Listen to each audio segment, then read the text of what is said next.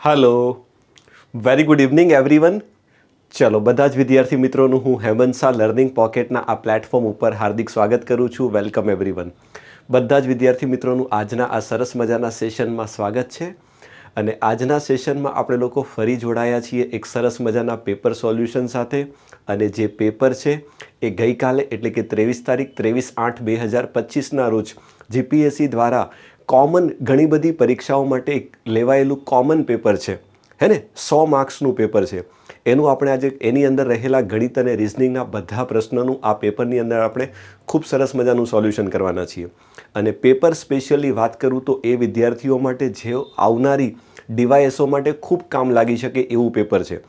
એટલે પહેલાં તો બધાને મારી રિક્વેસ્ટ છે કે જે વિદ્યાર્થીઓ જીપીએસસી ડીવાયએસઓ અથવા તો આવનારી એસટીઆઈ જીપીએસસી દ્વારા લેવામાં આવનારી કોઈ પણ ભરતી પરીક્ષાઓની જો તમે તૈયારી કરતા હોય તો તમારે આ પેપર ખાસ જોઈ લેવું।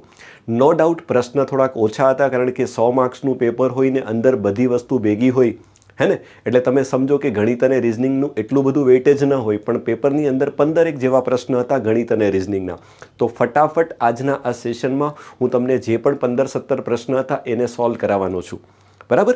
ચલો તો before we start the session બધાને એક નાનકડી રિક્વેસ્ટ છે કે એક વખત ફટાફટ સેશનને લાઇક કરી દો એટલે મજા આવી જશે। એવું સરસ મજાનું સોલ્યુશન જોવાના છીએ અને તમારા મિત્રો સુધી તમારે ખાસ પહોંચાડવાનું છે, બરાબર।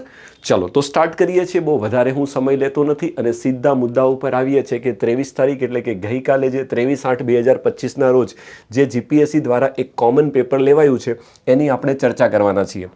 જોડે જોડે એક વસ્તુ હજી કહી દઉં કે આ તો પેપર હું સોલ્વ કરાવું છું, પણ જોડે જોડે આ પહેલાં તમે જોશો ને તો આ ચેનલ ઉપર લગભગ છેલ્લા 1.5-2 મહિનાની અંદર 50 પેપર સોલ્વ કરાયા છે। એટલે તમે કોઈ પણ ટેકનિકલ પરીક્ષાઓની તૈયારી કરતા હોય અથવા તો ગૌણ સેવા પસંદગી મંડળની અંતર્ગત કોઈ એક્ઝામની તૈયારી કરતા હોય અથવા તો પંચાયત વિભાગની કોઈ પણ ભરતી પરીક્ષાની તૈયારી કરતા હોય તો બધા માટે કામ લાગે એવા ખૂબ લગભગ 50 મેં પેપરો રાઇટ નાઉ અત્યારે સોલ્વ કરાયા છે। તમે જોશો ને તો લગભગ કોઈ છેલ્લા 1.5-2 મહિનાનું એવું પેપર બાકી તમને આ ચેનલ ઉપર નહીં મળશે જે મેં સોલ્વ નહીં કરાવ્યું હોય, બરાબર। તો આ બધા તમે એક વખત જોઈ લેજો આપણી ચેનલ ઉપર એટલે તમને આઈડિયા આવશે। અને આ બધા પેપરની પીડીએફ તમને ક્યાં મળશે? તો આપણી આ ટેલિગ્રામ ચેનલ છે લર્નિંગ પોકેટ જીપીએસસી, એની ઉપર તમને બધી પીડીએફ મારી હેન્ડ રિટન પીડીએફ પણ મળી જશે અને જોડે જોડે આખા પેપરની પીડીએફ પણ તમને અહીંયા મળી જશે, બરાબર। તો એક વખત ખાસ તમે લોકો જોજો અને જોડે જોડે આ સોલ્યુશન બધા પેપરનું આપણી આ જ ચેનલ છે લર્નિંગ પોકેટ જીપીએસસી, બરાબર। એની ઉપર મેં અલગ પ્લેલિસ્ટ બનાવેલું છે કે અગાઉના વર્ષના પ્રશ્નપત્રોનું સોલ્યુશન, તો એની અંદર તમને આ બધું મળી જશે, બરાબર। ચલો તો ફાઇનલી હવે બહુ સમય લેતો નથી, સીધા પોઈન્ટ ઉપર આવીએ અને શરૂઆત કરીએ છીએ પેપરનું સોલ્યુશન, બરાબર। ચલો સૌથી પહેલો પ્રશ્ન તમારી સામે આ બાજુ ધ્યાન આપજો બધા। સ્ટાર્ટ કરીએ। પહેલો પ્રશ્ન લગભગ સિલોક્સનો લાગે છે। જો બધા ફળ ફૂલ કીધા છે, ચલો સ્ટાર્ટ કરીએ। બહુ આમાં કંઈ વિચાર બધા ફળ છે ને તો ચલો આપણે આ બનાવી દઈએ છીએ ફળ। ઊભા રહેજો ને એક જ મિનિટ, ખાલી પેનને થોડી આપણે જાડી કરી દઈએ। ચલો સમજો, બધા ફળ છે, આ બધા ફળ છે, એને તમારે શું બનાવવાના છે? તો એને તમારે ફૂલ બનાવવાના છે, તો એની ફરતે આવી જશે ફૂલ। ચલો ડન। પછી શું કીધું છે સમજો, બધા પેન ફૂલ છે એટલે કે ફૂલની અંદર બધી પેન પણ આવી જશે। તો એક કામ કરો, હે ને, ફૂલની અંદર તમારે બધી પેન નાખવાની છે। તો હવે આના માટે તો જો અત્યારે તો હું અલગ જ સર્કલ બનાવું છું, પેનની બહાર બધા ફૂલ આવશે। હવે બની શકે કે આખું સર્કલ ફળમાં પણ જાય, બની શકે પેનનો થોડો ભાગ પણ ફળમાં જાય, અથવા તો બની શકે કે પેન અને ફળને કંઈ લેવા દેવા ન પણ હોય। આપણે આ બંને વચ્ચેનો કોઈ સંબંધ જાણતા નથી, તો અત્યારે એમને બનાવીએ। જો બધા ફળ ફૂલ છે અને બધી પેન ફૂલ છે, ઓકે। હવે એમ કીધું છે કે બધા ફૂલ શાકભાજી છે। અચ્છા, બધા ફૂલની ફરતે તમારે શાકભાજી બનાવવાના, તો આ બધા ફૂલ કેવા છે? શાકભાજી છે, સમજો। વાહ ભાઈ વાહ, ડન। તો આઈ થિંક મને જે 3 વિધાનો આપેલા એ 3 વિધાનો પરથી હું આવો એક સરસ મજાનો ડાયાગ્રામ બનાવું છું। બસ હવે આના પરથી આપણે શું કરવાનું છે? સરસ મજાના 3 આપણને નિષ્કર્ષ આપ્યા છે, તારણ આપ્યા છે, તો ચેક કરવાનું છે કે આમાંથી કયા તારણો આપેલા વિધાનોને અનુસરે છે। સ્ટાર્ટ કરીએ। પહેલું વિધાન એમ કહે છે કે પહેલું તારણ એવું કહે છે કે બધા ફળ શાકભાજી છે। તો વિચારો તો બધા ફળ છે એ શાકભાજી છે, તો બહુ સીધો હિસાબ છે કે શાકભાજીની અંદર જ બધા ફળ આવી જાય છે। એનું કારણ બધા ફૂલની અંદર આવે છે અને બધા ફૂલ શાકભાજીની અંદર આવે છે, તો સીધો હિસાબ છે કે બધા ફળ એ શાકભાજીમાં આવશે। એટલે પહેલું તારણ તો કેવું છે? 100% સાચું છે। બીજું તારણ ચેક કરીએ। બધી પેન શાકભાજી છે, આ બધી પેન છે ને એ શાકભાજી છે. તો આ પણ બહુ સીધો હિસાબ છે કે એકદમ સાચી વાત છે, કારણ કે તમે જાણો છો કે બધી પેન ફૂલ છે, બધા ફૂલ શાકભાજી છે, એટલે એનો મતલબ એવો થાય કે ફૂલની અંદર બધી પેન રહેલી હોય તો એ બધી પેન છે એ 100% શાકભાજી થવાની. એટલે હું તો કહું છું ત્યાં સુધી બીજું વિધાન પણ સાચું છે. હવે જોઈએ ત્રીજું વિધાન. બધા શાકભાજી ફૂલ છે, બધા શાકભાજી, આખું આ રેડ કલર, એ બધા શાકભાજી કેવા છે? ફૂલ છે. ના, આ વાત તો મારા ગળે નથી ઉતરતી, કારણ કે જરૂરી નથી કે બધા શાકભાજી ફૂલની અંદર બેસી પણ શકે, ન પણ બેસી શકે. તો રાઈટ 100% આપણે સાચા કહી શકીએ એવા બે તારણો છે. કયા? 1 અને 2. તો રાઈટ આન્સર શું બનશે? ફક્ત 1 અને 2 અનુસરે છે. જેનું પણ પેપર આપણા હાથમાં આવ્યું છે, કદાચ એણે પણ આ ટીક માર્યો છે, કદાચ હોઈ શકે, હોશિયાર બાળક હોઈ શકે, હે ને? ચલો, કંઈ વાંધો નહીં, સરસ. તો રાઈટ આન્સર બનશે ઓપ્શન બી. નેક્સ્ટ, ગુણ્યાનો અર્થ ઓછા, ભાગાનો અર્થ વત્તા, વત્તાનો અર્થ ગુણ્યા, ઓછાનો અર્થ ભાગ્યા હોય તો તમને કીધું છે આની કિંમત શોધો. ચલો લખીએ છીએ 120. હવે જો કીધું છે ભાગા, તો ભાગાકારનો અર્થ શું કીધો છે? તો ભાગાકારનો અર્થ કીધો છે વત્તા, એટલે વત્તા કરી નાખશું 60. હવે ગુણાકારનો અર્થ શું કીધું છે? તો ગુણાકારનો અર્થ કીધું છે ઓછા, તો ઓછા 40 કરશું, સમજો. પછી વત્તાનો અર્થ ગુણ્યા કીધું છે તો ગુણ્યા 160 કરશું. અને ઓછાનો અર્થ કીધું છે ભાગ્યા, તો ભાગ્યા 40 કરશું. બસ, પૂરું થઈ ગયું. હવે ભાગુશબાનો ઉપયોગ કરીને આપણે આને સોલ્વ કરવાના. ખૂબ સીધો હિસાબ છે. ચલો સ્ટાર્ટ કરીએ બધા આ બાજુ. તો પહેલા ભાગાકાર કરશું. તો 160 ને 40 વડે ભાગી નાખીએ તો 4 આવે. પછી ગુણાકાર, તો 40 ગુણ્યા 4 કેટલા થાય? 160 થાય. તો 160 માઇનસ આગળ કોણ છે? 120 વત્તા 60 છે. હવે શું કરશું? તો હવે આ બંનેનો સરવાળો, તો 120 ને 60 180 ને 180 માંથી 160 જશે તો મારો આન્સર કેટલો બનશે? 20 બનશે. ખૂબ સરળ અને ઇઝી કહી શકાય એવો પ્રશ્ન છે, બરાબર? ચલો, એના પછી આવીએ છીએ નેક્સ્ટમાં નવો દાખલો. આ બાજુ ધ્યાન આપો. ઘડિયાળમાં 8:15 વાગ્યાનો સમય છે. તો આ ઘડિયાળને કાચમાં જોવામાં આવે. કાચનો મતલબ છે મિરર. અરીસામાં તમારે જોવાનું છે, તો તમારે મિરર ઇમેજ શોધવાની છે. તો કદાચ તમે લોકો ઘડિયાળ ચેપ્ટર ભણીને આવ્યા હોય તો એની અંદર એક ડાયરેક્ટ કોમન વસ્તુ છે જે બધા જાણતા હશો, હે ને? તો તમે જાણો છો કે હે ને કાચમાં રહેલો સમય કેવી રીતે મળે? કાચનો સમય કેવી રીતે મળે? તો તમારે શું કરવાનું છે? 12 વાગ્યા, 12 વાગ્યાને તમે 11:60 લખી શકો. એમાંથી શું કરો? આપેલો સમય તમારે બાદ કરી નાખવાનો, એટલે ડાયરેક્ટ તમને શું મળે?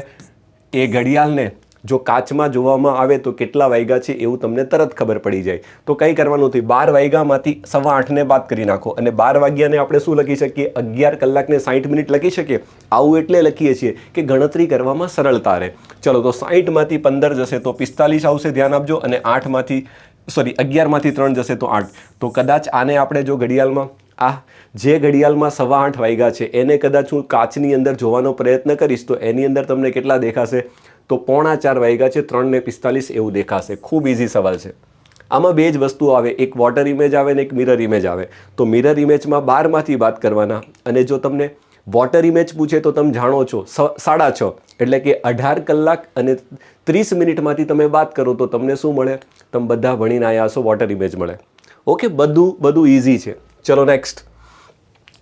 જ્યારે જય ટ્રાફિક પોલીસમાં કામ કરે છે. ઓકે, તે રોડના પશ્ચિમ દિશા તરફ વાહન ચેકિંગ માટે જતો હોય છે. ચલો જોજો, આપણે દિશા બનાવી દીધી, પશ્ચિમ દિશા તરફ જાય છે. એટલે સમજીને ચાલો કે બિચારો આ બાજુ ક્યાંક જાય છે, આ બાજુ ક્યાંક જાય છે. હવે એમ કહે છે કે પશ્ચિમ દિશા તરફ વાહન ચેકિંગ માટે જતો હોય છે. ઓકે, થોડું દૂર ગયા પછી, માનો અહીંયાથી ચાલુ કરે છે, અહીંયા ગયા પછી તેણે 130 ડિગ્રી જમણી બાજુ વળવાનો ઈશારો મળે છે. કે એને કીધું કે ભાઈ હવે તું 130 ડિગ્રી જમણી બાજુ વળ. જોજો, પ્રશ્ન થોડોક ઇન્ટરેસ્ટિંગ બનાવ્યો છે. અને થોડું આગળ જતાં તેને ફરીથી 95 ડિગ્રી જમણી તરફ વળવું પડે છે. એટલે એણે 2 વખત જમણી બાજુ વળવાનું છે. પહેલી વખત કેટલું? 130 ડિગ્રી વળવાનું છે. પછી ફરી વળવાનું છે 95 ડિગ્રી. સમજો. તો મને શું કીધું છે કે હવે જય કઈ દિશામાં આગળ વધી રહ્યો છે એ તમારે શોધવાનું છે. બંને વાર રાઈટ વળવાનું છે. તો તમે શું કરો? પહેલાં બંને રાઈટનો સરવાળો કરી દો ને, એટલે તમને ખબર પડે કે ટોટલ કેટલા ડિગ્રી ફરવાનું છે, કેટલા ડિગ્રી જમણી બાજુ ફરવાનું છે. ચલો, તો 130માં 95 ઉમેરીએ તો મને એટલી ખબર પડે કે 225 ડિગ્રી મારે શું કરવાનું છે ખબર? જમણી બાજુ ફરવાનું છે, 225 ડિગ્રી. તો હવે તમે અહીંયા ઊભા છો, તમારે 225 ડિગ્રી જમણી બાજુ ફરવાનું છે. આ બાજુ જમણી બાજુનો મતલબ ઘડિયાળના કાંટાની દિશામાં, બરાબર? તો પહેલાં એક કામ કરીએ, જો 190 ડિગ્રી ફરો તો આમ જાઓ, તમે અહીંયા છો 90 ડિગ્રી એટલે આમ, પછી ફરી 90 ડિગ્રી એટલે આમ. એટલે મને એટલી ખબર પડે કે 180 ડિગ્રીએ તમારી દિશા બદલાઈ જાય. એટલે કે જો તમે આ બાજુ પશ્ચિમ દિશામાં હો તો 180 ડિગ્રી આમ ફરો તો તમે કઈ આ પૂર્વ દિશામાં જાઓ. હજી આપણે 180 ડિગ્રી ફર્યા છીએ, આપણે ફરવાનું છે 225. તો હવે શું કરવું પડે? હજી તમારે 45 ડિગ્રી ફરવું પડશે જમણી બાજુ. તો અહીંયાથી જો આપણે 45 ડિગ્રી આ બાજુ ફરીએ હજી તો આ દિશા થશે, કારણ કે આખું ફરીએ તો આ 90 દિશા થશે. તો આ તમારું 45 ડિગ્રી થશે. જોજો, એટલે ટોટલ ઇન શોર્ટ જયભાઈને આપણે જોજો સીધું સીધું નથી કીધું. પહેલાં 130 ડિગ્રી જમણી બાજુ વાળો અને પછી 95 ડિગ્રી જમણી બાજુ વાળો. એટલે કે એકચ્યુઅલીમાં આપણે જયભાઈને 225 ડિગ્રી જમણી બાજુ ટર્ન ફરાવીએ છીએ, હે ને. એને કહીએ છીએ કે તું 225 ડિગ્રી જમણી બાજુ ટર્ન લે એક સાથે. તો પહેલાં 180 ડિગ્રી લેશે તો એની દિશા બદલાઈ જશે અને પછી 45 ડિગ્રી એટલે આ બાજુ જતો હશે. તો હવે આપણને એ જ કીધું છે ને કે જય કઈ દિશામાં આગળ વધી રહ્યો છે. તો તમે બધા જાણો છો આ દિશા કઈ થાય. તો તમે જો હવે દિશાના નામ એમણે શુદ્ધ ગુજરાતીમાં આપ્યા છે તો તમને ખબર હોવી જોઈએ. વાઇન, વાઇન તમને યાદ હોય તો આવડી જાય. વાઈન, હે ને. એટલે ઘણાને શું યાર યાદ નથી રહેતું. તો હું તો ખૂબ સરસ મજાની વિદ્યાર્થીઓને એક શબ્દ આપ્યો છે વાઇન યાદ રાખવાનું, એટલે તમને હંમેશા આવડી જાય. પાકિસ્તાન વાયવ્ય દિશામાં આવે, ખાલી એટલું ખબર હોય ને એટલે બધું આવડી જાય. આ વાયવ્ય દિશા છે, આ ઈશાન દિશા છે, આ અગ્નિ દિશા છે અને આ નૈઋત્ય દિશા છે. તો અત્યારે કઈ દિશામાં હશે? તો તમે કહેશો જયભાઈ અત્યારે અગ્નિ દિશામાં જઈ રહ્યો છે એવું કહી શકાય છે ને. અગ્નિ ઓપ્શન સી. ખૂબ સરસ. આ સવાલ થોડો સારો છે, મજા આવે એવો છે, હે ને. ચલો વધીએ છીએ આગળ. નેક્સ્ટમાં નવા સવાલ તરફ જોજો શું કહે છે. BZ અને એનો કોડ આપ્યો છે 11, DYC નો કોડ આપ્યો છે 5, FX અને E નો કોડ આપ્યો છે 8. તો તમને કીધું છે HWG નો કોડ તમારે શોધવાનો છે. ચલો ધ્યાન આપો. તો તમે બધા જાણો છો કોડિંગ ડિકોડિંગનો પ્રશ્ન હોય તો સૌથી પહેલું કામ મારે શું કરવું પડે? બધા અંકોનો શું કરવો પડે? સરવાળો કરીને એકવાર ચેક કરીએ. જો બીનો બી મૂળાક્ષર બી છે તો બીનો ક્રમ 2 હોય, ઝેડનો ક્રમ 26 હોય અને એનો ક્રમ 1 હોય. ચલો તો હવે આનો કોડ તમને આપ્યો છે 11. તો અહીંયા ધ્યાન આપજો, આ 11 કેવી રીતે બને? તો એક કામ કરો, પહેલાં એકવાર સરવાળો કરીને ચેક તો કરીએ શું થાય છે. તો જો 26 ને 2 28, 28 ને 1 29 થાય છે. હવે અહીંયા એમણે આપ્યા છે 11. તો થોડુંક વિચાર આવે છે 29 અને 11 ને જોઈને આલા જોતા કંઈક ખબર પડે કુછ તો ઇનકે બીચ में ચક્કર લગ रहा है. તમે કહેશો સાહેબ હું ચક્કર છે? તો જોતા ખબર પડે અરું 9 ને 2 11 થાય છે. એટલે એમણે શું કર્યું ખબર? જો બહુ લોજિક કદાચ આવું હોઈ શકે, આપણે તુક્કો મારીએ છીએ હજી 100% સાચું એ તો કેમ ખબર પડે? હજી તમને આગળ 2-3 વસ્તુ કીધી છે, 1-2 વસ્તુને હજી ચેક કરશું ને પછી શ્યોર થશે કે આ લોજિક સાચું છે ખોટું છે. અત્યારે તો મારો તુક્કો એવો લાગે છે કે કદાચ એમણે શું કર્યું છે ખબર? બધા મૂળાક્ષરોના જે ક્રમ છે એનો સરવાળો કર્યો અને જે જવાબ આવે છે ને એના અંકોનો ફરી સરવાળો કર્યો. એનો મતલબ તો એવો થયો ને. તો જવાબ આવે છે 11. હવે કદાચ આને આપણે ચેક કરીએ, DYC ની અંદર ચેક કરી જોઈએ. જો DYC ની અંદર બી આવું સેટિંગ આવી જાય તો આઈ થિંક મોજે મોજ આવી જાય. ચલો તો DYC ના મૂળાક્ષરોનો ક્રમ લખીએ. જો D 4 હોય, આ તમારો 25 હોય અને C તમારો 3 હોય અને આનો કોડ તમને આપ્યો છે 5. સમજો. ચલો અહીંયા હું સરવાળો કરું છું, ધ્યાન આપજો. 25, 25 ને 4 29, 29 ને 3 થશે 32. હવે 32 છે ને 5 છે. અરે વાહ વાહ વાહ વાહ, મજા આવી ગઈ. એટલે ફાઇનલ છે, આ લોજિક કન્ફર્મ છે. સરસ મજાનું લોજિક છે. ધ્યાન આપજો ભાઈ, ધ્યાન આપજો. મજા આવી ગઈ. સરસ મજાનો પ્રશ્ન છે જો, હે ને. એટલે કહું છું આ પેપર જે લોકો આવનારી DYSOની એક્ઝામની તૈયારી કરતા એણે ખાસ જોવાનું છે. આવા પ્રશ્ન તમારી એક્ઝામમાં જોવા મળશે. તો તમને હવે આને ચેક કરવાની જરૂર નથી. એટલે જ્યારે 2 જગ્યાએ તમને ખબર પડે છે, સંતોષ તમને મળે છે, તો હવે ત્રીજાને ચેક કરવાની બહુ જરૂર નથી. ખોટો ટાઈમ નહીં બગાડો. સીધા આપણે પકડીએ HW અને G ને. ચલો ધ્યાન આપજો બધા, HW અને G. તો પહેલાં હું ફટાફટ બધાના ક્રમ લખી દઉં. તો H8 હોય, W23 હશે અને G7 હશે. આ બધાને યાદ છે અને હું હંમેશા બાળકોને કહેતો હોઉં છું આને યાદ રાખજો. ઘણાને કેવું હોય એક્ઝામમાં પેપર આવે તો પાછળ બેસીને અડધો કલાક સુધી ઓલું ABCD વાળા ટેબલ બનાવે. એમ બનાવવાના થતા નથી. સાંભળી લેજો, મેં તમને ખૂબ સરસ મજાની ટ્રીક આપણી છે. બસ એને યાદ કરી લો એટલે જીવનમાં કોઈ દિવસ નહીં ભૂલાય, હે ને. યાદ છે ને, ભણાવ્યું છે યુટ્યુબ ઉપર. તમે વિડીયો જોજો મારો એક સરસ મજાનો કે આના ક્રમ જીવનમાં કેવી રીતે યાદ રાખવા. ખૂબ સરસ રીત શીખવાડી છે, એક વખત ખાસ જોઈ લેવી, હે ને. હા ચલો તો હવે આનો સરવાળો કરીએ તો 23 ને 7 30, 30 ને 8 38. તો 38નો અંકોનો સરવાળો કેટલો થાય? તો 8 ને 3 11 થશે. છે 11? હા સાહેબ 11 ક્લિયર કટ ઓપ્શનમાં દેખાય છે. જો મજા આવી ગઈ. સરસ સવાલ છે. વધીએ આગળ. ચલો વેરી ગુડ. નેક્સ્ટમાં લઈએ છે નવો સવાલ. સમજો શું કહે છે. આવતીકાલે સોમવાર છે, ઓકે. તો ગયા અઠવાડિયે મંગળવારના 3 દિવસ પહેલા, એટલે ગયા અઠવાડિયે જે મંગળવાર છે, સમજો આ ગયા અઠવાડિયે જે મંગળવાર છે એના 3 દિવસ પહેલા તો પહેલું, બીજું અને 3 દિવસ પહેલાં અહીંયા કયો વાર છે તમારે ગોતવાનો છે. હું તો કહું આ બધી વાર્તા કરી છે એને તમારે જોવાની, તો તમારે સીધું અહીંયાથી પ્રશ્નને પકડો ને કે મંગળવારના 3 દિવસ પહેલાં કયો વાર હતો. હવે ગમે ત્યારે હોય, આવતા અઠવાડિયે હોય, ગયા અઠવાડિયે હોય, આવતીકાલે હોય, 50 વર્ષ પહેલાં હોય, મારે એની જોડે શું લેવા દેવા. મારે તો પ્રશ્નને અહીંયાથી જ પકડવાનો છે કે મંગળવારના 3 દિવસ પહેલાં કયો વાર હોય. તો મંગળવારના પહેલા દિવસે, એના પહેલાંના દિવસે સોમવાર હોય, એના પહેલાંના દિવસે રવિવાર હોય, તો એના પહેલાંના દિવસે કોણ હશે? શનિવાર હશે. ખૂબ સીધો હિસાબ છે, જોઈ લો. ડન. આગળની જે બધી વાર્તા કરી છે ને એ તમને પેલું કહેવાય ને ગૂંચવવા માટે આપી છે, બાકી એની કોઈ જરૂર નહોતી. ચલો નેક્સ્ટમાં લઈએ છીએ. શું કહે છે? તમારી સામે એક વિચિત્ર ઘડિયાળ છે. હવે તમે માનશો ને, આ બધા દાખલા એઝ ઇટ ઇઝ બેચમાં ભણાવેલા છે, જે મારી જોડે ભણે છે એને ખબર જ છે. હવે એ ઘડિયાળમાં એમણે શું કર્યું છે ખબર? ઘડિયાળની અંદર જનરલી 1 થી 12 લખ્યા હોય, પણ એમણે શું કર્યું છે? 1 થી 12 નથી લખ્યા. જો આપણે ટેકનોલોજીનો થોડો ઉપયોગ કરી લઈએ, ઘડિયાળ બનાવી દઈએ. જો વાર શું લાગે, આપણી સરસ મજાની ઘડિયાળ છે, સમજો. હવે તમે બધા જાણો છો કે આની અંદર છે ને અંકો કેવા લખેલા હોય. જો આવી રીતે જનરલી લખેલા હોય છે. અહીંયા 12 આવશે, અહીંયા 3 આવશે, અહીંયા 6 આવશે, અહીંયા 9 આવશે ને અહીંયા કાપા કરી દઈએ. ચલો ને 2 એટલે તમને એક્ઝેક્ટ સમજાશે. જો પ્રેક્ટિકલી વિચારજો તો દાખલો ખૂબ ઇઝી છે. એકડો, બગડો, ચોગડો, પાંચડો, છગડો, 7, 8, 9, 10 અને 11 આ તમારી આખી ઘડિયાળ છે. હવે આપણને એવું કીધું છે કે 1 થી 12ના અંકોને બદલે એમણે શું કર્યું છે? 1ની જગ્યાએ એ લખ્યો છે, અહીંયા એ લખ્યો છે. 2ની જગ્યાએ બી લખ્યો છે, અહીંયા બી લખ્યો છે, અહીંયા સી લખ્યો છે, તો અહીંયા ડી, અહીંયા ઈ, અહીંયા એફ, અહીંયા જી, અહીંયા એચ, અહીંયા આઈ, અહીંયા જે, અહીંયા કે અને અહીંયા એલ આવશે. આવી ઘડિયાળ છે. એટલે ઘડિયાળમાં 1 2 3 4 5 અપ ટુ 12 છે ને, એની જગ્યાએ ABCD લખ્યું છે. જો નામ જ આપ્યું છે, વિચિત્ર ઘડિયાળ છે, હે ને? હા, ઓકે. તો આપણને શું કીધું છે? અત્યારે ઘડિયાળમાં 9:15 વાગ્યા હોય તો નાનો એટલે કે કલાકનો કાંટો અને મોટો કાંટો કયા 2 અક્ષર ઉપર હશે? ધ્યાન આપજો. અહીંયા ધ્યાન આપજો. કેટલા વગાડવાના છે? 9:15 વગાડવાના છે. ધ્યાન આપજો. તો હવે તમે જો 9:15 વાગે એટલે નાનો કાંટો તો અહીંયા હશે, આની આજુબાજુ હશે, બરાબર? આ એક્ઝેક્ટ 9 વાગ્યા છે, પણ 9:15 વાગ્યા છે ને, તો મોટો કાંટો અહીંયા હશે, 15 ઉપર હશે એક્ઝેક્ટ. તો ઇન શોર્ટ મોટો કાંટો તો આપણને ક્લિયર કટ દેખાય છે, હે ને? તો ઘડિયાળનો નાનો કાંટો અને મોટો કાંટો કયા 2 અક્ષર ઉપર હશે? તો મોટો કાંટો તો સીધો 3 ઉપર. તમને 9:15નો મતલબ પહેલાં તો ઘડિયાળમાં એ ખબર હોવી જોઈએ કે 9:15 કેમ વાગે. તો મોટો કાંટો તો સીધો સી ઉપર હશે. તો મોટો કાંટો જો સી વાળા, મારી પાસે 2 ઓપ્શન છે. હવે નાનો કાંટો, તો નાનો કાંટો 9 એટલે કે આઈ. એમ તો 9 અને 10ની વચ્ચે આવે, પણ એટલું બધું બહુ નહીં વિચારો. સીધું વિચારો કે લગભગ 9 અને 9ની ખૂબ નજીકમાં હશે, એટલે કે આઈ ઉપર હશે. તો મારો જવાબ બનશે આઈ અને સી. Okay, clear? એટલે આમ તો જોવા જઈએ તો એક્ઝેક્ટ આઈ ઉપર તો નહીં જ હોય, આઈથી થોડોક ઉપર હશે, પણ માનીને ચાલીએ કે આઈની બિલકુલ નજીકમાં હશે. ડન. ઓકે, તો ખૂબ ઇઝી સવાલ છે, કંઈ છે નથી. બસ ફટાફટ એક નાનકડી આકૃતિ બનાવી દો એટલે મને એટલી ખબર પડે, તમે આરામથી શોધી લેશો. ચલો વધીએ છીએ. નેક્સ્ટમાં નવો સવાલ શું કહે છે સમજો. ગ્રામ પંચાયતમાં મિલકત વિતરણ માટે ઊભેલા લોકોમાં એક વ્યક્તિ કહે છે કે તે લાઈનમાં આગળથી 5મા ક્રમે અને પાછળથી 12મો છે. એટલે કે પેલા રાશન કાર્ડની દુકાને એક વ્યક્તિ ઊભો છે, હે ને? તો એને એક વ્યક્તિ, એક વિતરણ માટે ઊભેલા લોકોમાં એક વ્યક્તિ છે ને એવું કહે છે કે તે પોતે કેવો છે?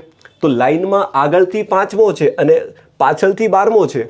તો લાઈનમાં કેટલા નવા અરજદાર જોડાવાથી લાઈનમાં કુલ 30 વ્યક્તિ થશે? તો હવે તમે જાણો છો, ક્રમ કસોટી ચેપ્ટર ભણીને આવ્યા છો, ઓર્ડર રેન્કિંગ. હવે તમે જાણો છો કે એક વ્યક્તિ, જો એક વ્યક્તિની તમે આગળથી અને પાછળથી પોઝિશન જાણો છો, આ આગળ છે ને આ પાછળ છે. આગળથી કેટલો છે? 5મો છે, એટલે કે L5 છે. અને પાછળથી એટલે કે જમણી બાજુથી કેટલો છે? 12મો છે, R12 છે. તો એનો મતલબ એવો થયો કે પહેલાં તો તમે એ શોધો કે આ લાઈનમાં વ્યક્તિ કેટલા છે. તો તમે બધા જાણો છો કે કુલ વ્યક્તિની સંખ્યા શોધવા માટેનું સૂત્ર છે L + R - 1. સીધું વિચારીએ, હે ને? સૂત્ર યાદ રાખો તોય ચાલે, અથવા તો કોઈ કહે છે સાહેબ હું તો અહીંયાથી સીધું વિચાર્યું છું, આગળ 4 જણા હશે, પાછળ 11 જણા હશે, તો 11 પાછળ 11 હશે ને આગળ 4 હશે, તો 11 ને 4 કેટલા? 15 અને પોતે એક, ટોટલ 16 જણા હશે. અને કદાચ એવું ન કરવું હોય તો તમે જાણો છો કે કુલ કેવી રીતે મળે? તો લેફ્ટ + રાઈટ -1ની મદદથી મળે તો પણ ચાલે. જો લેફ્ટ 5 છે, રાઈટ 12 છે, એમાંથી 1 જશે તો 17માંથી 1 જશે તો 16. તો એટલી કન્ફર્મ મને ખબર પડી ગઈ કે આ લાઈનમાં અત્યારે 16 જણા છે. આ લાઈનમાં અત્યારે 16 જણા છે. હવે તમને શું કીધું કે લાઈનમાં મારે 30 વ્યક્તિ કરવાના છે, તો બીજા કેટલા જોડવા પડશે? 16 છે અને 30 કરવા હોય તો સીધો હિસાબ છે કે હજી તમારે આની અંદર 14 વ્યક્તિને જોડવા પડશે. ઓકે, તમે કહેશો સાહેબ એકદમ ક્લિયર છે. નેક્સ્ટ વધીએ છે નવો સવાલ. જો આવું બધું સરસ મજાના ઇઝી પ્રશ્ન છે ને એટલું બધું કંઈ ટફ નથી હું માનું છું ત્યાં સુધી. ને અત્યાર સુધી એવું કંઈ આપણને લાગ્યું નથી કે આપણને ન આવડે. બધું આરામથી સેટિંગ આવે એવું છે. હે ને? જોજો હવે સંખ્યા શ્રેણી આપી છે 3, 5, 15, સમજો 19, 95, 101 અને ક્વેશ્ચન માર્ક. ચલો હવે આમ તો જોવા જઈએ તો સંખ્યાઓ એકબીજાની ખૂબ નજીક છે. તો જો આમ તો જોવા જઈએ તો નજીકમાં જો કદાચ તમે તફાવતથી શોધવા જાઓ તો અહીંયા 2 આવે છે, અહીંયા 10 આવે છે, અહીંયા 4 આવે છે, હવે અહીંયા 19 જશે તો 76 આવશે, અહીંયા 6 આવશે, અહીંયા કેટલા આવે ખબર નથી. હવે થોડું વિચારો હારું, આ 10 અને 76 તમને હેરાન કરે છે. બાકી તો જો કદાચ સારું લાગે છે, બગડો છે, ચોગડો છે, છગડો છે. હવે આ 10 અને 76 આવે ને એટલે થોડુંક હેરાન કરે છે. તો એક કામ કરીએ, જો અહીંયા તો મને ક્લિયર કટ દેખાય જ છે કે હારું આ તો કમ્પ્લીટ જ છે. જો અહીંયા ધ્યાન આપજો ને, મજા આવી. આ થોડીક નવી સિરીઝ છે, થોડીક નવી છે. આ 10 હેરાન કરે છે ને આ 76 હેરાન કરે છે. તો આને કાઢીએ અને કંઈક નવું વિચારીએ તો મને એટલી ખબર પડે છે કે અહીંયા શું થાય છે ખબર? અહીંયા આમ તો ગુણાકારે દેખાય છે. જો આ 3 વડે ગુણાય છે, 5 તેરી 15. આ 19 અને 95 છે ને આ 5 વડે ગુણાય છે. એટલે કે 2 જગ્યાએ ગુણાકાર છે ને અહીંયા વત્તા આવે છે. જો સમજો, સુપર્બ પેટર્ન છે. મારી ભાષામાં કહીએ તો ક્લાસિક પેટર્ન બનાવી છે. જો બગડો, તગડો, ચોગડો, પાંચડો, છગડો તો આગળ ફાઇનલ છે સાતડો આવશે. પણ એક વખત વત્તા, એક વખત ગુણ્યા, વત્તા ગુણ્યા વત્તા તો હવે આવશે ગુણ્યા. તો 101 ને જો 7 વડે ગુણશું તો મારો જવાબ બનશે 707. મજા આવી ગઈ. દેખ લો ભાઈ, હે ના? ડન. ઓકે, મસ્ત સિરીઝ છે, એક નવી પેટર્ન છે. જો ધ્યાન આપજો. એટલે વત્તા અને ગુણાકાર બંને અલ્ટરનેટ ચાલે છે. ચલો, આશા રખતા હું, ઉમ્મીદ કરતા હું કે આપકો બડા મજા આયા. મજા આવતી હોય તો લાઈક બાઈક કરજો થોડી, હે ને? હા, એમાં કંજુસાઈ નહીં કરતા. ચલો, ફરી કોડિંગ ડિકોડિંગ આવે છે. જો ધ્યાન આપજો. આ કોડિંગ ડિકોડિંગના 3 થી 4 પ્રશ્ન જોતા એવું લાગે છે કે ડીવાયએસઓ માટે કોડિંગ ડિકોડિંગનું મહત્વ ખૂબ વધારે હશે. ચલો, સેલરી માટેનો કોડ એમણે આપણને આપ્યો છે. ધ્યાન આપજો. 8, 26, 15. સમજજો બરાબર. 15 પછી એમણે આપ્યો છે 26, 9 અને 2. તો તમને શું કીધું છે? તો તમને કીધું છે સર્વિસ માટેનો કોડ શોધો. ચલો, તો સૌથી પહેલાં તમે બધા જાણો છો મારે પહેલું કામ શું કરવું પડે? તો જેટલા પણ મૂળાક્ષરો દેખાય છે બધાના ફટાફટ ક્રમ લખો એટલે તમને આઈડિયા આવશે. જોજો, તો આપકો પતા હોના चाहिए કે એસ નો ક્રમ 19 આવે, એ નો ક્રમ 1 આવે, એલ નો ક્રમ 12 આવે, આ 1 આવે, આર તમારો 18 આવશે અને વાય તમારો 25 આવશે. હવે પેટર્ન શોધવાનો પ્રયત્ન કરીએ કે આમની વચ્ચે કેવી પેટર્ન તમને દેખાય છે.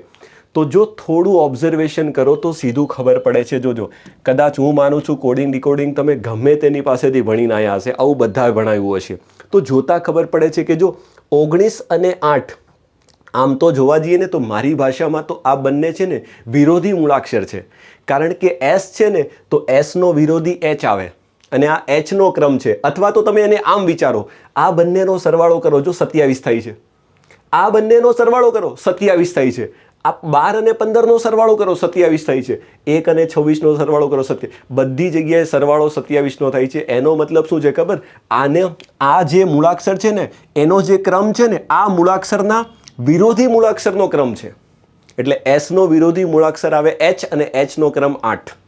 એનો વિરોધી મૂળાક્ષર આવે ઝેડ, ઝેડનો ક્રમ 26. એલનો વિરોધી મૂળાક્ષર આવે ઓ, ઓનો ક્રમ થાય 15. તો તમારે આ પેટર્ન અહીંયા જોવાની છે. અને કદાચ વિરોધીમાં ન ખબર પડે, તેલ લેવા જાય, તમે સરવાળો બધી જગ્યાએ 27 કરશો તોય ચાલશે.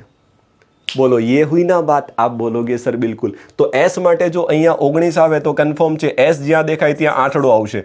બીજે તો ક્યાંય એસ દેખાતો નથી. હવે ઈ માટેનો ઈનો વિરોધી મૂળાક્ષર આવે વી અને વીનો કોડ તમને ખબર હોય તો સીધું લખાય 22. જો 8 અને 22 આવશે. તો 8 અને 22 વાળા આમ તો મારી પાસે 2 ઓપ્શન જ છે. જો એક આ ને એક આ. હવે એક જ હજી શોધીએ એટલે આવડી જશે. આ આર છે તો આરની સામે કોણ આવે? તો અહીંયાથી જોઈ લો તોય ખબર પડી જાય કે આરની સામે સીધો 9 આવે છે. તો 9 મૂકી દો. તો 8, 22 અને 9. તો 8, 22 અને 9 વાળો એક જ સરસ મજાનો ઓપ્શન દેખાય છે. જો જવાબ. બોલો, ક્લિયર? डन. उम्मीद करता हूँ कि आप मेरी बात को बहुत अच्छे से समझ गए. એટલે જો જેની જેવી દ્રષ્ટિ છે, જે રીતે તમે લોકો શીખીને આવ્યા હોય, જો કે આ બધું મેં તો ભણાવેલું જ છે ઓલરેડી અને કદાચ તમે ખૂબ સારી તૈયારી કરી હોય ગણિત અને રિઝનિંગને, તો મારું માનવું છે કે લગભગ આ બધાને આવડવું જોઈએ. આમાં કંઈ બહુ નવું નથી, હે ને? હા, પણ એક લેવલ ઉપર ભણ્યા હોય તો, બાકી તો કદાચ આ નવું જ લાગે જીવનમાં. ચલો નેક્સ્ટ વધીએ છે. નવો દાખલો જોજો. અચ્છા, બ્લડ રિલેશન આવ્યું છે. સમજો શું કહે છે. સ્ટાર્ટ કરીએ. થોડુંક લાંબુ ખેંચેલું છે, વાંધો નહીં. બી અને સી એ એસના ભાઈઓ છે. ચલો એસ અહીંયા બનાવીએ, એના ભાઈઓ બનાવવાના છે. બીને પણ ભાઈ બનાવવાનો એટલે વત્તા, અને સીને પણ ભાઈ બનાવવાનો એટલે એના ઉપર બી વત્તા. આ બંને ઉપર વત્તા કરી દઈએ. એસના ભાઈઓ છે. હવે એસની જેન્ડર મને ખબર નથી એટલે હું અત્યારે એને એમને રાખું છું. આગળ વાંચો. હવે એમ કહે છે કે બી છે ને એ એમ અને એનનો પુત્ર છે. બી પુત્ર છે કોનો? એમ અને એનનો. તો એનો મતલબ કન્ફર્મ છે કે એમ અને એનનો પુત્ર હોય ને તો એમ અને એન છે ને એના મમ્મી પપ્પા થશે. ઇન શોર્ટ એમ અને એન છે ને એ પતિ પત્નીના રોલમાં હશે. હે ને? આ બંનેનો દીકરો આ છે. એનો મતલબ એક પતિ હશે ને એક પત્ની હશે. આ એના મમ્મી પપ્પા હશે. હવે કઈ મમ્મી ને કયા પપ્પા હજી આપણે જાણતા નથી. શાંતિ રાખો, આગળ વધો. બી એ એમ અને એનનો પુત્ર છે. આ પણ આવડી ગયું. હવે એમ છે ને એ કેની પુત્રી છે. એમ છે ને એ પુત્રી છે એટલે માઇનસ, તો એન વત્તા થશે ઓટોમેટિક. આ પત્ની હોય તો આ પતિ થશે. આ પુત્રી છે એટલે માઇનસ છે તો આ એનો પતિ જ થવાનો. તો એમ પુત્રી છે કોની? એ કેની પુત્રી છે તો ઉપર આવશે કે. હવે કેની જેન્ડર આપણને ખબર નથી. વત્તા કે ઓછા ધ્યાન આપજો. આગળ વધો. આગળ એવું કીધું છે કે એમ એ કેની પુત્રી છે. આર એ એનના પતિ છે. આર એ એનના પતિ છે. લે નહીં નહીં નહીં નહીં નહીં નહીં, યહાં તો કુછ લોચા હે. ઉભા રહો, ફરી એકવાર વાંચવા દો મને. એસના બે ભાઈઓ બી અને સી છે. ઓકે. બી એ એમ અને એનનો પુત્ર છે. તો બી પુત્ર છે એમ અને એનનો. એમ એ પુત્રી છે કેની તો કેની, એટલે એનો મતલબ આ એનો પતિ થઈ જશે. બરાબર છે. આર એ એનના પતિ છે. હવે ઓલરેડી તમે જો ને, હે ને? હા, કે એન છે ને એ ઓલરેડી કોકનો પતિ છે એમનો. તો આરનો તો કઈ રીતે થવાનો? હલા આમાં કંઈ બે પત્ની નથી લાવવાની ને, એટલે ધ્યાન આપજો. એટલે હું માનું છું ત્યાં સુધી આમાં કંઈક લોચો છે. કાં તો પછી હું માનું છું ત્યાં સુધી જો આરને એનનો પતિ ન બનાવાય. જો તમારે બનાવવો હોય ને તો તમે શું કરો ખબર? આર છે ને એ કેનો પતિ, મારા હિસાબે અહીંયા કે છે ને એનો પતિ હોવો જોઈએ. જો કદાચ હું ટ્રાય કરું છું કે મૂકીને, કદાચ બની શકે મારો જવાબ આવી જાય. આઈ ડોન્ટ નો, મને ખબર નથી. હે ને?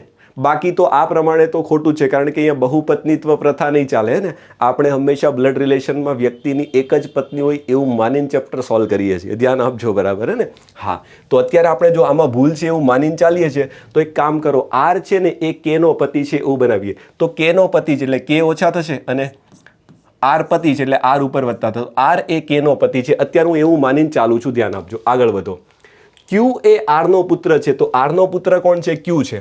તો એનો મતલબ જોજો, આર અને આની પુત્રી આ છે તો આનો ભાઈ થશે કોણ? આર. હે ને? કોણ? સોરી, ક્યુ એનો ભાઈ થશે તો ક્યુ ઉપર વત્તા કરીએ. આરનો પુત્ર ક્યુ છે એવું કીધું છે કે ક્યુ છે ને એ આરનો પુત્ર છે, અને આ પતિ પત્ની છે, આ એની છોકરી છે, તો આ એનો ભાઈ હશે ને, તો આ બંનેનો પુત્ર ક્યુ છે. ઓકે. તો હવે તમને પ્રશ્નમાં શું કીધું છે? પતી ગયું ને? કે હજી કંઈ બાકી રહી ગયું? Okay, done. તો પ્રશ્નમાં કીધું છે કે ટી એ, ના, હજી એક શબ્દ બાકી રહી ગયો. ટી એ કેનો ભાઈ છે. તો કે આ છે તો એનો ભાઈ કોણ બનાવવાનો? તો એનો ભાઈ બનાવવાનો છે તમારે ટી. તો અહીંયા ટી ઉપર પ્લસ કરી દો. ગજબ. 3 જનરેશન, પહેલી પેઢી, બીજી પેઢી, ત્રીજી પેઢી, હે ને? એવું માનીને ચાલો. તો પ્રશ્નમાં શું કીધું છે? ક્યુ સાથે ટીનો સંબંધ. તો જેની સાથે પૂછે ત્યાં પહોંચી જવાનું અને ટી ઉપર નજર નાખવાની. તો નજર નાખો તો ક્યુ ટી ઉપર નજર નાખે તો શું ખબર પડે? તો હું એવું માનું છું ત્યાં સુધી જો આ બંને ભાઈ બહેન છે, આ એના મમ્મી પપ્પા છે. એકચ્યુઅલીમાં આ ટીની મમ્મી છે, આ ક્યુની મમ્મી છે અને મમ્મીનો ભાઈ છે. એટલે આમ તો જોવા જઈએ તો ક્યુ માટે શું થવાનું? મામા થશે. મામા છે ઓપ્શનમાં? હા છે. પણ આમાં ક્યારે આ જવાબ મામા ક્યારે આવશે? અહીંયા એનની જગ્યાએ કે કરવામાં આવે તો. બાકી પ્રશ્ન ખોટો છે હું માનું છું ત્યાં સુધી. બરાબર? એટલે આપણે મામા સુધી પહોંચી શક્યા છીએ ક્યારે? જો અહીંયા એનની જગ્યાએ કે હોય તો. બાકી મેં પહેલાં જ લખી દીધું છે. પ્રશ્નમાં કંઈ લોચો મને લાગે છે, છતાં એવું કંઈક હોય તો લાસ્ટમાં તમે કમેન્ટ બોક્સમાં કમેન્ટ કરીને તમારો અભિપ્રાય આપજો. કદાચ હોઈ શકે હું ક્યાંક ખોટો હોઉં, પણ લગભગ રેડી છે. મને નથી લાગતું કે મેં ભૂલ કરી છે ક્યાંય. ચલો વધીએ, વાંધો નહીં. આગળ નેક્સ્ટ. હવે બહુ આમાં કંઈ વિચારવા જેવું નથી, હે ને? ચલો નેક્સ્ટમાં લઈએ છીએ નવો દાખલો. આ બાજુ ધ્યાન આપો. શું કહે છે? એક છાપખાનામાં સમાન ક્ષમતા ધરાવતા 4 પ્રિન્ટર 1 મિનિટમાં 300 પેજ છાપે છે. 4 પ્રિન્ટર 1 મિનિટમાં 300 પેજ છાપે છે. ઓકે. તો તમને કીધું છે કે 12 પ્રિન્ટર એ 3 મિનિટમાં કેટલા પેજ છાપે? જો કદાચ તમે સાંકળનો નિયમ ભણીને આવ્યા હોય તો એક જ સ્ટેપમાં સીધો જવાબ આવે. હું ડાયરેક્ટ સાંકળનો નિયમ લગાડું છું. જો સાંકળનો નિયમ યાદ કરો, M1 D1 W1 બરાબર M2 D2 W2. એક જ સ્ટેપમાં સીધો જવાબ. કાર્ય સમયને મહેનતાણું ચેપ્ટર જો ભણીને આવ્યા હોય તો એમાં સાંકળનો નિયમ લાગે. M1 એટલે કેટલા પ્રિન્ટર છે? તો 4 પ્રિન્ટર છે, તો M1 ની જગ્યાએ 4. ડી એટલે કે સમય, તો 1 મિનિટનો સમય લે છે, તો 1. અને નીચે આવશે W, કેટલું કામ કરે? 300, તો છેદમાં આવશે 300. બરાબર. M2 એટલે નવામાં કેટલા પ્રિન્ટર છે? 12 પ્રિન્ટર છે. એનો સમય કેટલો છે? 3 મિનિટ, તો D2 ની જગ્યાએ 3 આવશે. અને એ કેટલું કામ કરશે? તો W2 તમારે શોધવાનું છે. ચલો ये हुई ना बात. જો ખાઈ ગયો પ્રશ્ન સોલ્વ. 4 વડે જશે તો 4 તેરી 12, તો 3 તેરી 9, તો W2 બરાબર કેટલા? 300 ગુણ્યા 9, તો 9 તેરી 2700 તમારો સીધો જવાબ. બોલો, ઇઝ ઇટ ક્લિયર? તમે કહેશો સાહેબ ક્લિયર છે. અથવા તો તમે એવું પણ વિચારીને કરી શકો છો, એવું જરૂરી નથી. કદાચ કોઈ કે સાહેબ આવું મને ખબર ન પડે, તો તમે સિમ્પલ દેશી રીતે વિચારો. 4 પ્રિન્ટર જો 1 મિનિટમાં 300 પેજ છાપે, તો હું એવું કહી શકું કે એક પ્રિન્ટર 1 મિનિટમાં 300 ભાગ્યા 4 એટલે કે 75 પેપર છાપે. એક પ્રિન્ટર 1 મિનિટમાં 75 છાપે. તો આપણી પાસે 12 પ્રિન્ટર છે, તો 12 પ્રિન્ટર 1 મિનિટમાં કેટલા છાપશે? તો તમે કહેશો સાહેબ 12 ગુણ્યા 75 છાપશે. આ 12 પ્રિન્ટર 1 મિનિટમાં છાપે, પણ તમારે 3 મિનિટમાં છાપવાના છે. તો જે જવાબ આવશે એને હજી તમે 3 વડે ગુણી નાખો. આવું કરશો તો પણ ચાલશે. આનો જવાબ પણ આ જ આવશે. તમારે ચેક કરવું હોય તો કરી લેજો. બોલો, ક્યાં આપકો મેરી બાત સમજ में आई? તો કદાચ માનો કોઈ વિચારે કે સાહેબ આવું બધું મને મગજમાં ન આવે, તો તમે સિમ્પલ દેશી રીતે વિચારશો તો પણ આવડી જશે કે એક પ્રિન્ટરની ગણતરી કરો તોય ચાલે. डन. चलो, उम्मीद रखता हूं कि बात समझ में आ गई है. तो बढ़ते हैं नए क्वेश्चन की ओर. देखो क्या बोला है. જ્યારે મારી બહેનની ઉંમર 2 વર્ષ હતી, મારી બહેનની ઉંમર 2 વર્ષ હતી, ત્યારે મારી ઉંમર તેની ઉંમર કરતાં 3 ગણી હતી. અચ્છા, એટલે એનો મતલબ એવો છે કે બહેન જ્યારે 2 વર્ષની હશે ત્યારે હું એના કરતાં 3 ગણો એટલે કે 6 વર્ષનો હોઈશ. એવું જ કીધું ને. જ્યારે મારી બહેનની ઉંમર 2 વર્ષ હતી, આ ભૂતકાળની વાત ચાલે છે. આ બધી ભૂતકાળની વાતો ચાલે છે કે ભૂતકાળમાં જ્યારે મારી બહેન 2 વર્ષની હતી ત્યારે હું એના કરતાં 3 ગણો એટલે કે 6 વર્ષનો હતો. તમે કહેશો બરાબર. હવે એમ કીધું છે કે હવે જ્યારે મારી ઉંમર તેની ઉંમર કરતાં 1.5 ગણી છે. જોજો, હવે કેવું થયું ખબર? આ ભૂતકાળમાં આવું થાય છે, પણ અત્યારે કેવું થાય છે? તો અત્યારે એવું થાય છે કે મારી ઉંમર છે, હું છું ને, એ મારી બહેન કરતાં કેવો છે? 1.5 ગણો છે. હવે જ્યારે મારી ઉંમર એ તેની ઉંમર કરતાં 1.5 ગણી છે, એટલે કે પહેલાં કેવું હતું? ભૂતકાળમાં કેવું હતું કે બહેન કરતાં હું 3 ગણો હતો. હવે બહેન કરતાં મારી ઉંમર 1.5 ગણી થાય છે. તો પ્રશ્નમાં કીધું છે તેની ઉંમર. તેની ઉંમર એટલે કોની વાત ચાલે છે? બહેનની ઉંમર શોધવાની વાત ચાલે છે. તો એક કામ કરીએ, મેં તમને કીધું છે જો લાંબુ કંઈ વિચારવું ન હોય તો ઉંમરવાળા પ્રશ્નને સોલ્વ કરવા માટેનો એક બેસ્ટ ઉપાય છે ઓપ્શન પકડી લો એટલે વાર્તા પતે. બીજું કાંઈ કરવાનું થતું નથી. ધારો કે આપણે સ્ટાર્ટ કરીએ કે બહેનની ઉંમર છે ને 12 વર્ષ છે. સમજો, હવે જો બહેનને 12 લેવામાં આવે, સમજો, બહુ મસ્ત રીતે વિચારીએ છીએ. પહેલાં બહેન હતી 2, હવે થઈ ગઈ 12. એનો મતલબ શું થયો? આમાં 10 વર્ષનો વધારો થયો. હવે બહેન 10 વર્ષ મોટી થાય તો હું પણ 10 વર્ષ મોટો થઈશ. તો હું 6નો હતો તો હવે 16નો થાઉં. તો હવે તમે ચેક કરો, 12 અને 16 વચ્ચે 1.5 ગણાનો સંબંધ થાય. તો 12ના 1.5 ગણા કેટલા થાય? 1.5 ગણાનો મતલબ 12ને 1.5 વડે ગુણો, અને 1.5 વડે ગુણવાનો મતલબ જો 12 ગુણ્યા 3/2 થાય. તો 12ને 1.5 વડે ગુણો ને તો 18 આવે. તો અહીંયા તો 16 આપ્યા છે. એનો મતલબ એવો થયો કે 12 જવાબ નહીં આવે. क्या आपको मेरी बात समझ में आई? आप बोलोगे सर बिल्कुल समझ में आया. હવે એની નીચેનો 9 લઈ લઈએ. એક એક ચેક કરતા જાઓ, બીજું આમાં કંઈ છે નથી. ધારો કે બહેનને 9 વર્ષના લઈ લઈએ. અહીંયા ધ્યાન આપજો. જો બહેન અહીંયા 9 વર્ષના હશે તો એનો મતલબ બહેન 2ના 9 થયા 7 વધ્યા, તો હું પણ 7 વધીશ. તો આ 7 વધે તો 13 થાય. 6માં 7 ઉમેરીએ તો 13 થાય ને. હવે ચેક કરી લો, 9 અને 13 વચ્ચે 1.5 ગણાનો સંબંધ આમાં પણ નથી આવતો, એટલે આ પણ નહીં આવે. પછી હું તમને રીતે સમજાવી દઉં, બહુ ચિંતા નહીં કરો, પણ આ ઇઝી પડશે. હવે આપણે શું કરીએ? તો હવે એક કામ કરો, ત્રીજો ઓપ્શન 10 લઈને જ ગણીએ, ટ્રાય કરીએ. ચલો જોજો, અબ હમ લોગ इसको 10 લેકે ટ્રાય કરતે. ધારો કે બહેન 10ના છે તો અહીંયા 8 વર્ષ વધ્યા. તો હું 8 વર્ષ વધીશ તો કેટલા થશે? 14 થશે. તો 10ના 1.5 ગણા 14 આવે ના, 10ના 1.5 ગણા તો 15 થાય. તો આ પણ નહીં આવે. જ્યારે તમને ખબર છે કે 3 ઓપ્શન નહીં આવે તો ચોથાને ચેક કરવાની જરૂર નથી અને ટીક મારી દેવાનો. બીજું શું હોય આમાં? ડન. અને છતાં તમને મારા પર વિશ્વાસ ન આવતો હોય તો એક વખત 8 લઈને ચેક કરાવી દઉં. ચલો, હવે બહેનને હું 8 લઈને ચાલું છું, સમજજો બરાબર. એનો મતલબ બહેન 2ના 8 થયા એટલે બહેનની ઉંમર 6 વર્ષ વધી. હવે બહેન 6 વર્ષ વધે ને તો હું પણ 6 વર્ષ વધીશ. તો હું 6નો છું અને 6 વર્ષ વધીશ તો હવે 12નો થઈ જઈશ. તો બહેન 8ની હોય અને હું 12નો થયો તો 8ના દોઢ ગણા વિચારો શું 12 થાય છે? 100% થશે. 8ને 3/2 વડે ગુણો ને તો 8ને 1.5 વડે ગુણો તો 12 જ આવે. જોઈ લો, આ તમારો જવાબ. બોલો, ક્લિયર? ડન. એટલે મેં તમને કીધું છે કે ઉંમરવાળા પ્રશ્નને સોલ્વ કરવા માટેનો બેસ્ટ ઉપાય છે ઓપ્શન એલિમિનેશન. ઓપ્શન એલિમિનેટ કરતા જાઓ, ઓટોમેટિક આન્સર આવી જશે. હવે કદાચ આવું ન કરવું હોય તો પછી તમારે શું કરવું પડે? એક્સની મદદ લઈને પ્રશ્નને સોલ્વ કરવો પડે. ચલો સમજો, એ પણ એક વખત હું સમજાવી દઉં છું. હવે હું બીજી રીતે સમજાવું છું. કદાચ કોઈ એમ કે સાહેબ ઓપ્શનથી ન ગણવું હોય ને મારે એક્સ લઈને ગણવું હોય તો એક વખત ગણાવી દઉં છું. જોજો, ફટાફટ થોડા ઝડપથી જઈએ છે ને, લગભગ એન્ડ ઉપર જ ચાલીએ છીએ. જોજો, હવે ધારો કે હું ભૂતકાળમાં 6 વર્ષનો હતો અને મારી બહેન 2 વર્ષની હતી. હવે હું ધારી લો કે ભાઈ એક્સ વર્ષ પછી, હું એવું ધારી લઉં છું કે ભાઈ એક્સ વર્ષ પછી શું થાય છે ખબર? બંનેની ઉંમરનો ગુણોત્તર કેટલો થાય છે? 1.5 ગણાનો મતલબ થાય છે 3:2નો ગુણોત્તર. તો એક્સ વર્ષ પછી હું 6 + x નો હોઈશ અને મારી બહેન પણ 2 + x ની હશે. તો આ બંનેનો ગુણોત્તર કેટલો થશે? 1.5 ગણાનો મતલબ 3/2નો ગુણોત્તર થશે. મેં માની લીધું કે ધારો કે ભૂતકાળમાં જે પણ ઉંમર હોય એના એક્સ વર્ષ પછી અમારો ગુણોત્તર ધારો કે 3:2 થાય છે, એવું મેં ધારી લીધું. ચલો, તો હવે ફટાફટ ચોકડી ગુણાકાર કરીએ. અહીંયા ધ્યાન આપજો. તો આ બગડો ઉપર જશે તો 12 + 2x, આ 3 દુ 6 + 3x થશે. તો એક્સની કિંમત કેટલી થશે? 3x માંથી 2x જશે તો x વધશે ને 12 માંથી જશે તો 6. એનો મતલબ 6 વર્ષ પછી શું થશે ખબર? બહેનની ઉંમર કરતાં મારી ઉંમર 1.5 ગણી થશે. તો 6 વર્ષ પછી બહેનની ઉંમર કેટલી હશે?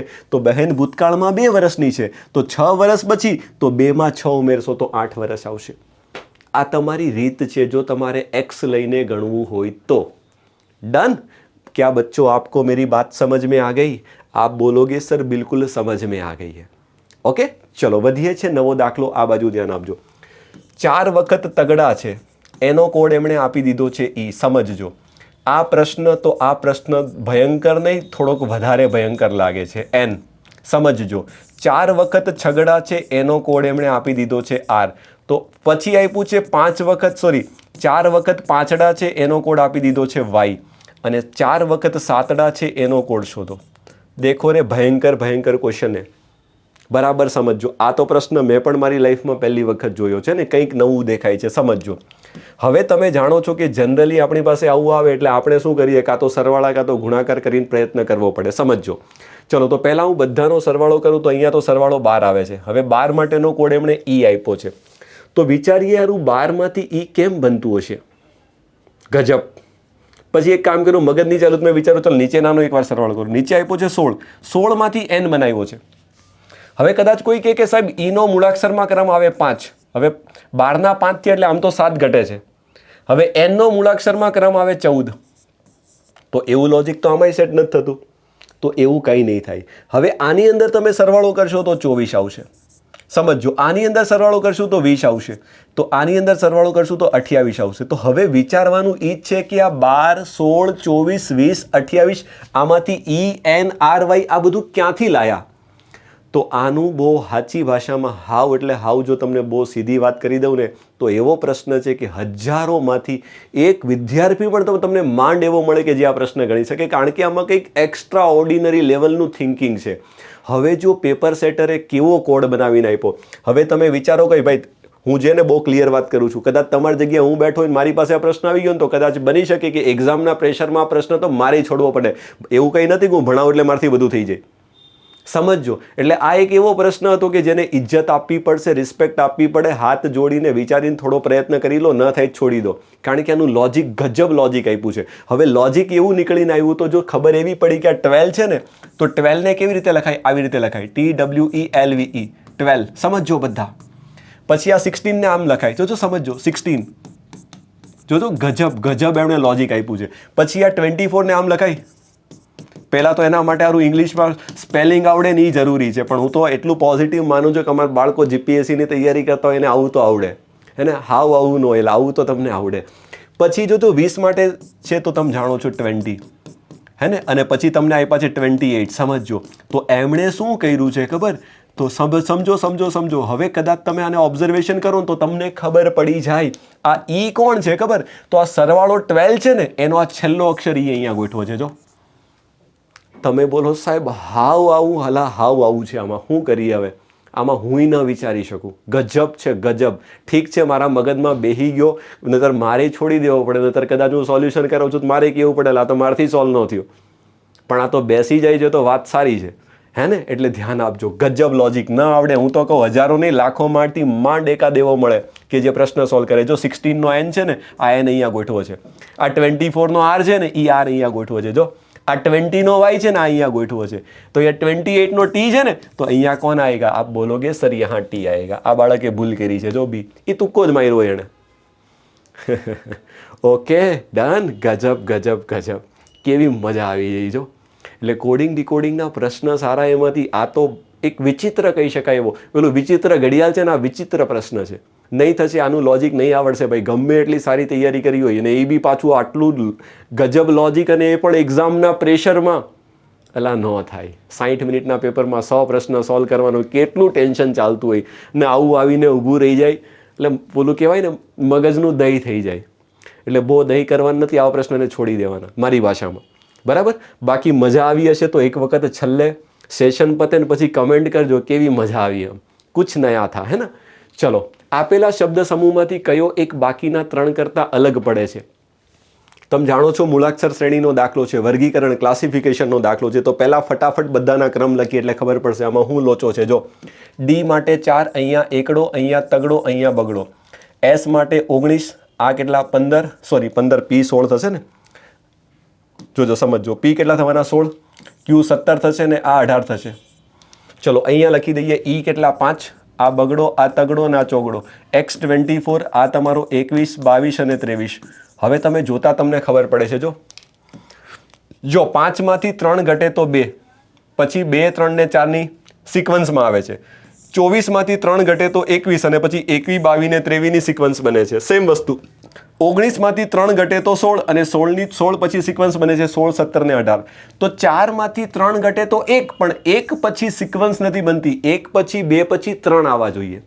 તો 3 જગ્યાએ એકદમ ક્લિયર પેટર્ન છે, અહીંયા પેટર્ન બનતી નથી. એટલે આ અલગ તરી આવે છે. તમારે એ જ શોધવાનું છે કે નીચેનામાંથી કોણ અલગ તરી આવે છે. ક્લાસિફિકેશન વર્ગીકરણનો દાખલો છે. ઓકે, આપ બોલોગે સર બિલકુલ બઢિયા. સારો દાખલો છે ને, ઇઝી છે. ચલો નેક્સ્ટમાં લઈએ છીએ નવો દાખલો. સમજો શું કહે છે. લો પૂરું ડન. આવું પેપર હતું. 15 એક પ્રશ્ન હતા. 15 થી 16 પ્રશ્ન હશે, એનાથી વધારે નહીં હોય. તો આવો મારો એક સરસ મજાનો પ્રયત્ન હતો. ચલો, તો લાસ્ટમાં બધા વિદ્યાર્થીઓને એક મારી નાનકડી રિક્વેસ્ટ છે કે જો ચેનલ ઉપર નવા આવ્યા હોય તો એક વખત જરૂર ચેનલને સબસ્ક્રાઇબ કરી લેજો અને લાઇક કરવાનું ભૂલતા નહીં. તમારા મિત્રો સુધી પહોંચાડીને એકવાર કમેન્ટ થકી તમારો અભિપ્રાય આપજો, એટલે અમને પણ મોટિવેશન મળે કે આવા સરસ મજાના પેપર સોલ્યુશન તમારા માટે લાવતા રહીએ. અને બીજી વસ્તુ, જે લોકો આવનારી કોઈ ભરતી પરીક્ષાઓની તૈયારી કરતા હોય, હવે ચાહે જીપીએસસીની તૈયારી કરતા હોય, ગૌણ સેવા પસંદગી મંડળની તૈયારી કરતા હોય કે પંચાયતની કોઈ પણ ભરતી અથવા તો રેલવે, એનટીપીસી, એસએસસી જેવી ભરતી પરીક્ષાઓની તૈયારી કરતા હોય અને જેણે બિલકુલ 0 લેવલથી આ લેવલ ઉપર જે પેપરના દાખલાઓ છે એ લેવલના દાખલાઓ સુધી તમારે તમારું લેવલ લઈ જવું હોય, માનો તમે હાવ કોરી સ્લેટ છો, મારી ભાષામાં બિલકુલ કોરી પાટી છો, તમને કાંઈ નથી આવડતું, તો એવા વિદ્યાર્થી માટે આપણી પાસે ખૂબ સરસ મજાનો બેચ છે. બેચનું નામ જ છે શૂન્યમથી સર્જનમ બેચ. એકદમ એકડે એકથી સરવાળા, બાદબાકી, ગુણાકાર, બધી જ વસ્તુ એકદમ 0 લેવલથી લઈને આ બેચમાં ભણાવેલી છે. તો એક વખત આપણી એપ્લિકેશન ડાઉનલોડ કરજો, લર્નિંગ પોકેટ. એની ઉપર તમે જજો, ડેમો લેક્ચર્સ જોજો, પ્લે સ્ટોર પર વિદ્યાર્થીઓના રિવ્યૂ જોજો. તમારી આજુબાજુમાં કોઈ તૈયારી કરતો હોય, મારી પાસે ભણતો હોય તો એ 2 વ્યક્તિને પહેલાં પૂછજો, અને પછી એમ લાગે કે જોડાવા જેવું છે તો આ બેચમાં જોડાઈ જજો. હું તમને શ્યોરિટી ગેરંટી આપું કે આ લેવલ તમારું બની જશે આ બેચથી. બરાબર. તો શૂન્યમથી સર્જનમ બેચ છે ને, અત્યારે આમાં ઓફર ચાલે છે. 1111 રૂપિયામાં આખા 1 વર્ષ માટે ગણિત અને રિઝનિંગ આવી જશે. તો એક વખત જોઈ લેજો. બરાબર. અને જોડે જોડે આપણું એક સરસ મજાનું પુસ્તક છે જે આપણે માર્કેટમાં રિસેન્ટલી લોન્ચ કર્યું છે. તો એક વખત આનો પણ તમારે ભરપૂર ફાયદો ઉઠાવવાનો છે. 4000 પ્રશ્ન, અને ગુજરાતનું એકમાત્ર પહેલું એવું પુસ્તક છે કે જેમાં આટલા બધા પ્રશ્નો અને બધા જ પ્રશ્નના સોલ્યુશન અને ક્લાસ 1-2 લેવલ સુધીના પ્રશ્ન આ બુકની અંદર છે. એટલું લેવલ આ બુકમાં મળશે. પુસ્તક થોડું મોટું છે, 750 પેજનું છે. એટલે જેણે સારી તૈયારી કરવાની છે એણે પુસ્તક વસાવવું, બાકી જેણે છપછપિયા કરવાના છે એણે આવા પુસ્તકને જોવાનાય નહીં, કારણ કે 750 પેજનું હેવી પુસ્તક છે. 4000 દાખલા જો તમે ગણી જાઓ એટલે તમે, હું માનું લિટરલી તમે ક્યારેય પાછા નહીં પડો. એ લેવલનું કન્ટેન્ટ આ બુકમાં છે. ઓકે, ચલો તો અહીંયા સુધી રાખીએ છીએ. Thank you so much. તમારા બધાનો ખૂબ ખૂબ આભાર અને તમારા મિત્રો સુધી ખાસ પહોંચાડજો. Thank you. Have a nice day. Bye by.